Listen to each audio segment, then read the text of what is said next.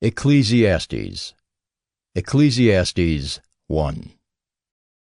The words of the preacher, the son of David, king in Jerusalem. Vanity of vanities, says the preacher. Vanity of vanities, all is vanity. What does man gain by all the toil at which he toils under the sun? A generation goes, and a generation comes, but the earth remains forever. The sun rises and the sun goes down, and hastens to the place where it rises. The wind blows to the south and goes around to the north. Around and around goes the wind, and on its circuits the wind returns. All streams run to the sea, but the sea is not full.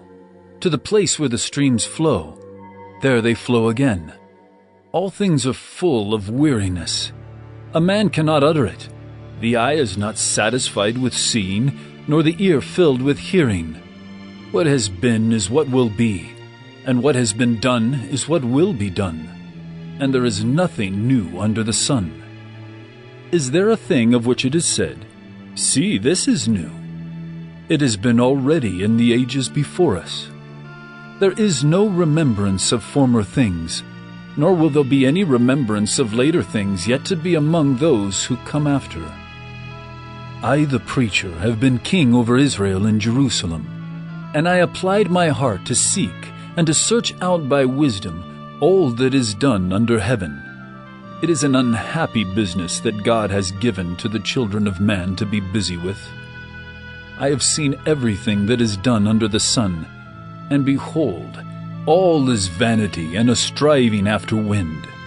What is crooked cannot be made straight, and what is lacking cannot be counted. I said in my heart, I have acquired great wisdom, surpassing all who were over Jerusalem before me, and my heart has had great experience of wisdom and knowledge. And I applied my heart to know wisdom, and to know madness and folly. I perceived that this also is but a striving after wind. For in much wisdom is much vexation, and he who increases knowledge increases sorrow. Ecclesiastes 2. I said in my heart, Come now, I will test you with pleasure, enjoy yourself. But behold, this also was vanity. I said of laughter, It is mad, and of pleasure, what use is it? I searched with my heart how to cheer my body with wine, my heart still guiding me with wisdom, and how to lay hold on folly, till I might see what was good for the children of man to do under heaven during the few days of their life. I made great works. I built houses and planted vineyards for myself. I made myself gardens and parks, and planted in them all kinds of fruit trees. I made myself pools from which to water the forest of growing trees. I bought male and female slaves, and had slaves who were born in my house. I had also great possessions of herds and flocks, more than any who had been before me in Jerusalem. I also gathered for myself silver and gold, and the treasure of kings and provinces. I got singers, both men and women, and many concubines, the delight of the children of man. So I became great and surpassed all who were before me in Jerusalem. Also my wisdom remained with me. And whatever my eyes desired, I did not keep from them. I kept my heart from no pleasure, for my heart found pleasure in all my toil, and this was my reward for all my toil. Then I considered all that my hands had done, and the toil I had expended in doing it. And behold, all was vanity and a striving after wind, and there was nothing to be gained under the sun. So I turned to consider wisdom and madness and folly. For what can the man do who comes after the king? Only what has already been done. Then I saw that there is more gain in wisdom than in folly, as there is more gain in light than in darkness. The wise person has his eyes in his head, but the fool walks in darkness.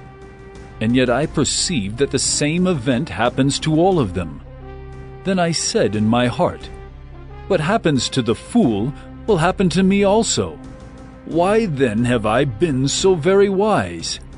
And I said in my heart that this also is vanity. For of the wise as of the fool there is no enduring remembrance, seeing that in the days to come all will have been long forgotten. How the wise dies, just like the fool. So I hated life, because what is done under the sun was grievous to me.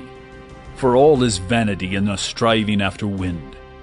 I hated all my toil, in which I toil under the sun, seeing that I must leave it to the man who will come after me. And who knows whether he will be wise or a fool? Yet he will be master of all for which I toiled and used my wisdom under the sun.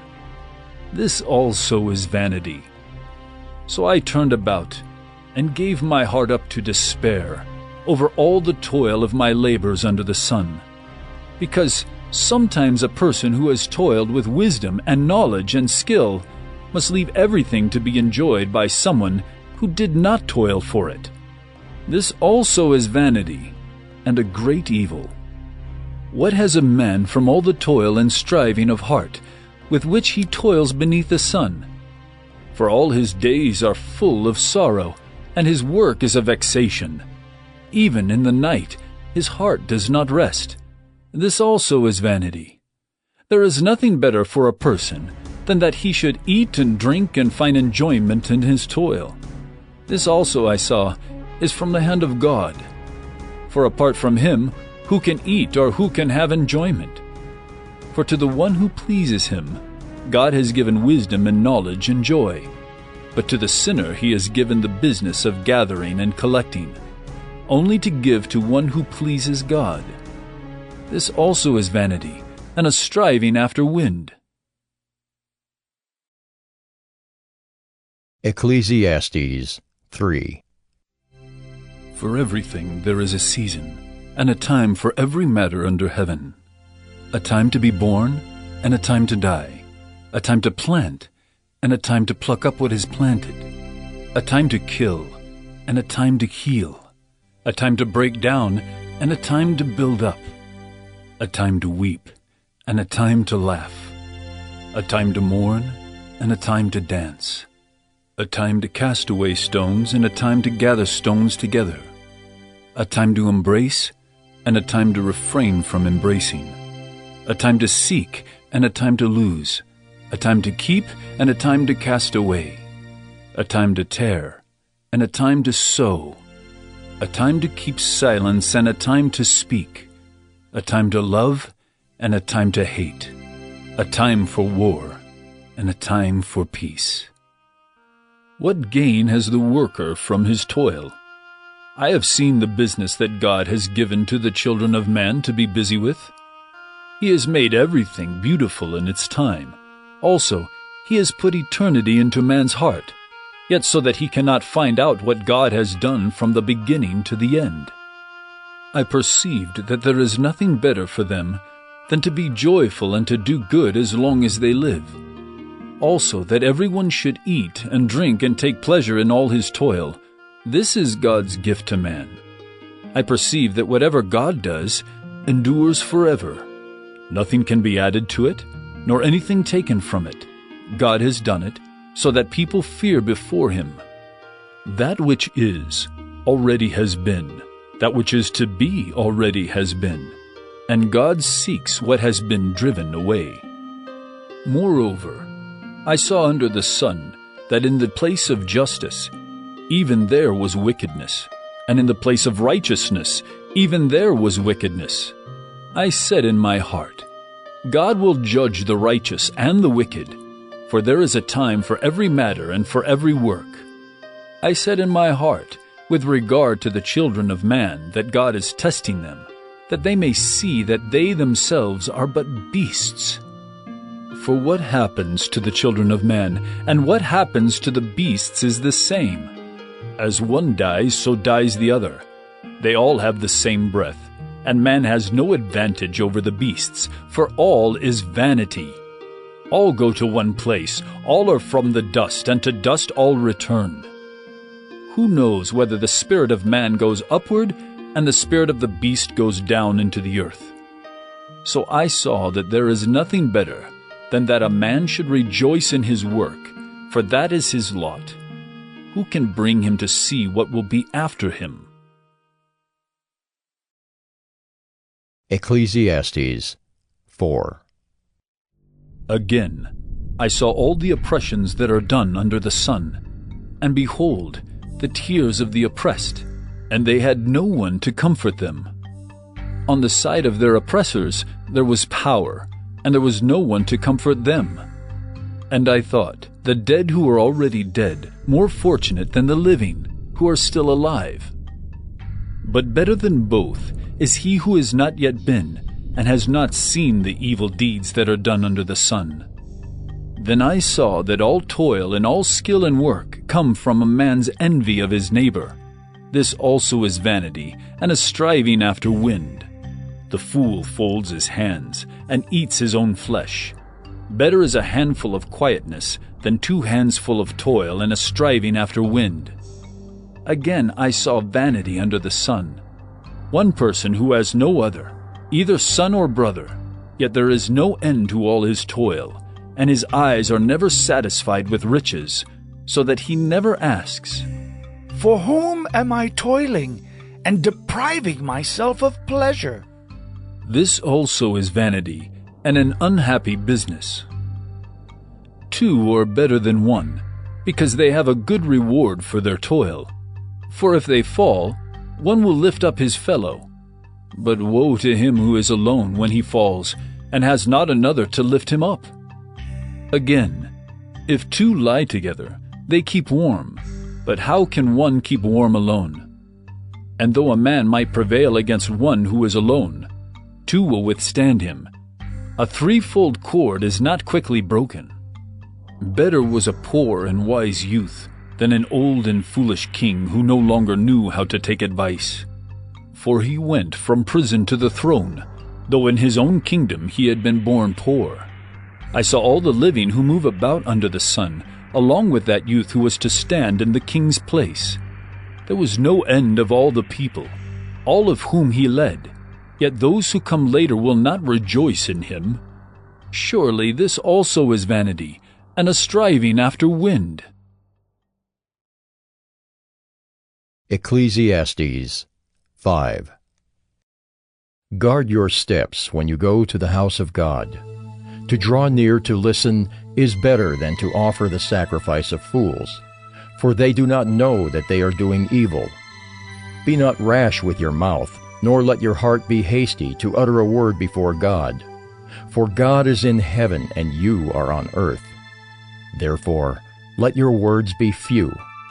For a dream comes with much business, and a fool's voice with many words.